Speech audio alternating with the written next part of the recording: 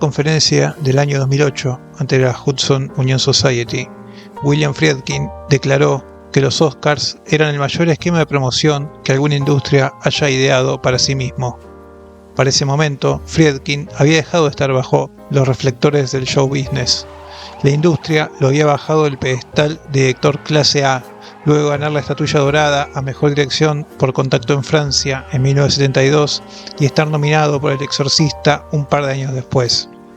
Dicho desprecio no le impidió a Friedkin seguir firmando obras maestras como Sorcerer, Vivir y Morir en Los Ángeles o Killer Show, pero sin la repercusión crítica y de público de antaño. Sería sencillo acusar a Friedkin de rencoroso. No estoy dispuesto a arriesgar que hubiese pasado en caso de que otra estatuilla dorada hubiera estado decorando la repisa de su estudio, o si su estrella hubiera sido brillando, como la de Spielberg o la de Scorsese. Como sea, el comentario de Friedkin sirve para ilustrar una situación que hoy, en el año 2024, parece obvia. Los Oscars no son otra cosa que una ceremonia donde la industria se rasca la espalda a sí misma. Dicho esto, vale aclarar que este episodio no tiene por objeto tomar posición entre los que festejan y los que odian a los Oscars. Acá nos limitaremos a analizar un fenómeno cultural donde se mezclan elementos tan diversos como la cultura de masas, el show business, una industria millonaria, la pretensión de prestigio artístico, una mirada política y en el medio de esa ensalada la discusión cinéfila, que es la razón de este episodio. Spoiler alert. Para los ansiosos diremos que tanto la pretensión artística como la discusión cinéfila poco importan en el mundo de los Oscars. ¿Cuándo se premia una película con espíritu de trascendencia? ¿O acaso alguien recuerda del artista, Coda, El discurso del rey, Nomadland, o incluso la última ganadora? Todo, en todas partes, al mismo tiempo, ya no se ha seguido discutiendo ni pensando. Nadie se atreve a otras revisiones. No tenemos un recuerdo a cabo de ellas y nos han dejado una huella emocional que persista más allá del tiempo. Es que no se trata de que sean películas malas, regulares o apenas aceptables. El problema es que ninguna lleva inscripto el sentido de trascendencia. Son películas nómadas, reciben un pasaporte sellado por la burocracia de la academia. Empiezan un viaje frenético de publicidad, marketing y lobbies en diferentes festivales, y desde ahí su última parada es el estrado. Flashes, aplausos, periodistas que repiten los mismos 3 o 4 aciertos y por fin la inmediata desaparición del mapa. Los Oscar, desde sus inicios, tuvieron como objetivo aportar una faceta aspiracional y luminosa al mundo de la industria del cine, alejarla de sucias oficinas de montaje, de escritores fumando sin parar frente a ruidosas máquinas de escribir, actores alcohólicos, actrices abusadas por ejecutivos o empleados sin derechos laborales. Los Oscar reforzaron desde un inicio la idea de Hollywood como Tinsel Town, aportaron una máscara de glamour, dinero, joyas, moda y star system. La propuesta artística siempre vino después. La idea, entre 100 comillas, de buen cine y los Oscar fue y es una relación compleja. Y ojo, con buen cine nos referimos esencialmente al lenguaje. Todo lo que rodea una película nos importa poco. El lenguaje bien construido, con sentido, no distingue entre cine de autor o industrial, entre cine de festival o pochoclero, entre arte elevado o popular. Si todavía existen esas divisiones absurdas, deberían desaparecer. Pero volvamos a las palabras de Friedkin, al Hollywood como maquinaria de propaganda. Si nos quedamos ahí, la pregunta que surge es cómo su lado B, ese cinismo que se esconde detrás de manifiestos políticamente correctos, esa pretensión de hiperrepresentación que no deja a ninguna minoría afuera, ¿cómo entonces sigue manteniendo ese arraigo en la cultura popular? ¿Por qué marcan un eje para la discusión sobre cine, tanto en sectores especializados como en aquellas personas que acuden al cine como una distracción más? ¿Por qué seguimos encendiendo la tele un domingo a la noche para ver el desfile de la alfombra roja? ¿Por qué nos interesa escuchar preguntas con micrófonos haciendo equilibrio sobre las vallas para recibir sonrisas y respuestas estandarizadas? ¿Por qué nos esforzamos por aguantar despiertos hasta el final de una ceremonia interminable? Son muchas preguntas para no tener una respuesta precisa. Supongo que, a pesar de su inevitable declive, los premios Oscars aún hoy siguen manteniendo ese aura de evento cultural total, como un Boca River, o un concierto de Los Redondos, o el Carnaval de Río, o una pelea de Tyson a principios de los 90. Seguramente que el interés irá mutando. Ya es una realidad que las plataformas son las que dirigen la agenda de la opinión pública en términos de oferta audiovisual, las que imponen que se hable de tal o cual serie. Quizás sea cuestión de tiempo para conocer el destino de una industria que ha sufrido cambios tan acelerados en los últimos 10 años. Pero por ahora, a pesar de Netflix, de Disney Plus, de Amazon, de Apple TV, de los desgastados Marvel Studios, los Oscars siguen ahí. A pesar de todo vemos las películas o nos resistimos a verlas. Hacemos pronósticos, discutimos, nos indignamos con el presente y el futuro del cine. Ese círculo amorfo, denominado cinefilia, sigue escribiendo ríos de tinta en Letterboxd sobre si la corrección política está bien o está mal. Si antes las películas de los Oscars eran obligatorias porque venían empaquetadas con una pátina de prestigio y una campaña de marketing atrás, ahora solo parece importar el marketing y la idea de la película evento. Lo que rodea a las películas es más importante que la película en sí, más importante que su lenguaje, que las decisiones de puesta en escena que toma el director. Películas que se agotan en el comentario de la oficina. Ya ni siquiera hay una pretensión de falso esnovismo. Los Oscar han bajado tanto la vara que el mundo del cine es capaz de endiosar a cualquier director o directora que sepa encuadrar y no dedique 3/4 del guión a sobreexplicar el argumento. En definitiva, la fantasía de que el ganador del Oscar se imponía por méritos artísticos, algo que claramente siempre fue una fantasía, ahora ha mutado en aquella película de productores que logran llenar mejor el formulario de moralidad y buenas conciencias liberales. Sin embargo, llegados a este punto, cabe preguntarse cuál sería el problema con los Oscars. El problema es exigir algo que los Oscars no son. Están lejos de ser una expresión elevada de la cultura occidental. En tal caso, funcionan como un engranaje más de la industria cultural dominante. Un engranaje que ofrece un diagnóstico de la situación actual de la industria. Hollywood, como cualquier empresa, siempre estuvo dispuesto a defender sus intereses. Lo sabemos. Acá no tenemos problemas en aceptar el funcionamiento de esa maquinaria. Ya lo dijimos, es un premio de la industria para la industria. O dicho de otra forma, un premio eminentemente político. Un premio que marca la cancha, elige prioridades, fija una agenda, decide el norte que debe tomar la industria. Como ejemplo, basta recordar a la mismísima Michelle Obama entregando un premio. Entonces, ¿cuál sería el diagnóstico de la industria teniendo en cuenta las últimas premiaciones? En este caso la respuesta no es tan difícil. Es una industria que está golpeada, perdida, sin propuestas novedosas, productores que juegan a seguro.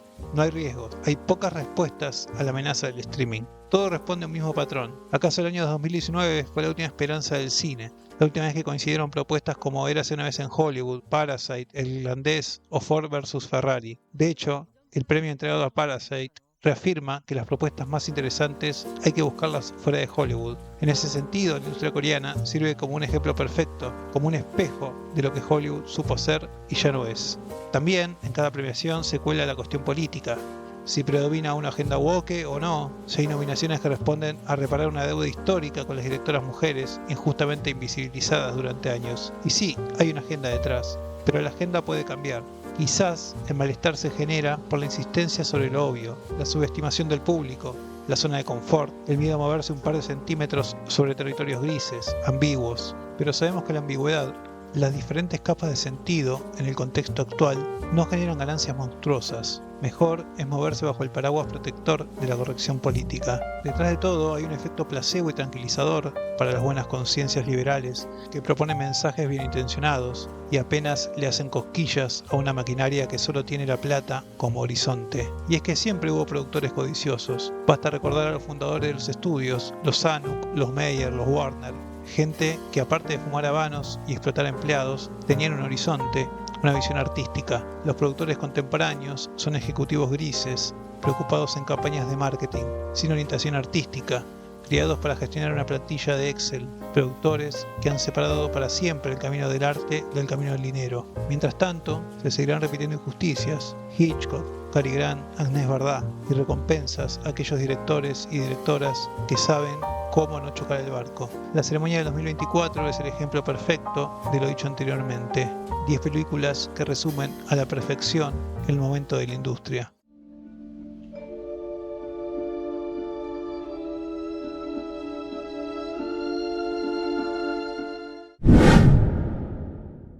Si uno no supiera de antemano que American Fiction fue producida por Amazon, no entendería qué hace entre las nominadas. Es una cuestión de cupo, sí, pero de cupo a películas producidas por plataformas. Y si se pone, como en este caso, a gritar su mensaje, mejor. Maestro es un caso similar, pero para dejar contenta a la N roja. Una biopic que llena cada uno de los casilleros para ganar un Oscar. Con suerte recordaremos la prótesis en la nariz de Bradley Cooper y su campaña mediática para que lo reconozcan como actor de método. Vidas Pasadas llega con la firma de 24, otra productora que se ha hecho un nombre como sinónimo de producciones pequeñas y prestigiosas. Ópera prima de Celine Song, en este caso es un drama romántico, chiquita, sin estridencias, sin machacar en los tópicos del género. Una de las buenas de la lista que seguramente pasará desapercibida en la premiación. Zona de Interés también lleva la firma de 24. A diferencia de Vidas Pasadas, es una propuesta más pretenciosa, conscientemente pretenciosa, con la marca Arty de su director Jonathan Glazer. Una película concepto, preocupada por la forma, por la puesta en escena obsesiva. Se mira con interés a pesar que la idea principal vaya repitiéndose hasta un epílogo un tanto innecesario que deshilacha lo visto anteriormente. Por supuesto que el tema del holocausto le ayuda a darle el rótulo de película importante, preocupada en diseccionar la banalidad del mal.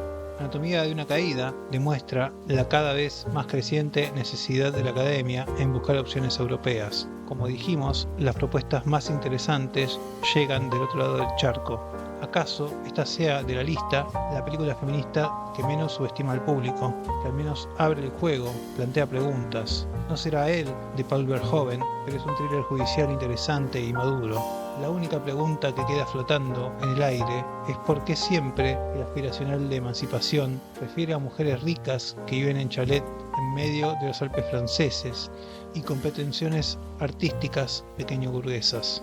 Los que se quedan es un producto eminentemente norteamericano que remite a las fórmulas del género del cine clásico, y esto lo decimos como un elogio. Alexander Payne, su director, insiste con este tipo de comedia dramática que en este caso está a medio camino entre el Club de los Cinco y la Sociedad de los Poetas Muertos. Es una película de personajes, de diálogos ingeniosos, pero que evita el vicio de la cabeza parlante. Otra que estará condenada a convertirse en un clásico navideño y aspira a llevarse, como mucho, alguna que otra estatuilla para las categorías de actuación. En el medio de esta ensalada aparece Scorsese, teniendo que recurrir a Apple TV para poder hacer las películas que quiere. Estamos en un momento de la industria en el que ni Scorsese puede conseguir financiamiento. Martin elige el camino iniciado con El Irlandés. Los Asesinos de la Luna mantiene el tono crepuscular, con Scorsese calmado, reflexivo, menos canchero. Propone una narración extensa con una estructura rarísima, volviendo otra vez a los oscuros orígenes de Estados Unidos. Lamentablemente, está claro que este no es el Scorsese que más convence a la academia ni al público. Pues, en la lista hay tres tanques obvios: Barbie, Pobres Criaturas y Oppenheimer. De Barbie no hay mucho más que agregar a lo que se dijo. Responde a la campaña de marketing más fabulosa de los últimos tiempos.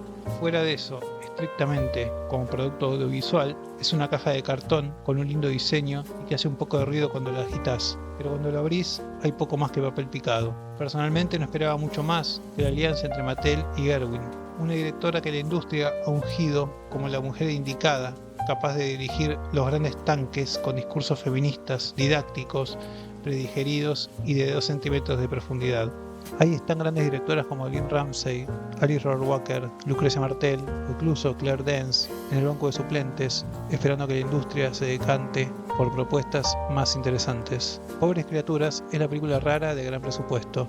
Lanthimos ya había sido aceptado por la industria cuando lo nominaron por La Favorita. Película a película se nota como el director griego, que se hizo un nombre por sus propuestas transgresoras entre comillas, ha sido domesticado. Acá nos encontramos con una película preciosista, repleta de aciertos técnicos y de gran diseño de producción, que se choca con la necesidad de Lanthimos de decir todo el tiempo: acá estoy yo soy el director. Basta tomar como ejemplo el uso y abuso de los grandes angulares. Un autor es mucho más que un nuevo rico que juega con una valija llena de lentes. Pobres Criaturas empieza como una fábula gótica extravagante y termina convirtiéndose en un cuento de hadas, en pos de un mensaje emancipatorio que se da el lujo hasta de romantizar la explotación sexual. Una pena que la película no haya mantenido la lógica de la reinterpretación del mito de Frankenstein. A medida que Bela tiene su despertar sexual y político la narración se embarra y no vuelve a fluir. A uno no le queda más que concentrarse en la pirotecnia visual y olvidarse de la historia. Al menos se le agradece que el mensaje feminista, en este caso, aunque obvio, está tratado de forma un poco más original que en Barbie. De todas las comentadas, Oppenheimer será seguramente la ganadora. Un triunfo para Nolan, que durante este siglo se ha convertido en un hijo mimado de la industria y de Warner Bros., por ser uno de los pocos directores que pueden hacer blockbusters de estilo serio, con una pretendida pátina autoral y que casi siempre cuentan con la banca del público. Oppenheimer tiene todos los condimentos para ganar el Oscar. Biopic dramático con lavada de cara para el personaje principal, intriga política, personajes serios, con cara seria, con discursos serios, hablando de cosas serias todo el tiempo. La película mantiene los vicios que conocemos de Christopher. Relato hiperfragmentado para impostar una complejidad narrativa que no es tal, subtramas que no aportan mucho, una primera parte montada como un video de TikTok, y una parte final que al alejarse del conflicto interno del personaje destruye toda tensión dramática. No la entendió después de Tenet que tenía que cambiar el rumbo si quería ganar ese Oscar que se le venía negando. La historia de este destructor de mundos, con la sombra enorme de JFK, de Oliver Stone y de Michael Mann, se convierte en un mastodonte de 3 horas que por momentos parece tener el peso de una pluma. Este domingo tendremos otra excusa para debatir películas, el futuro del cine o quizás, siendo un poco más arriesgados, la realidad particular que atraviesa el mundo. Nosotros somos pesimistas en todos esos sentidos. Esperemos estar equivocados.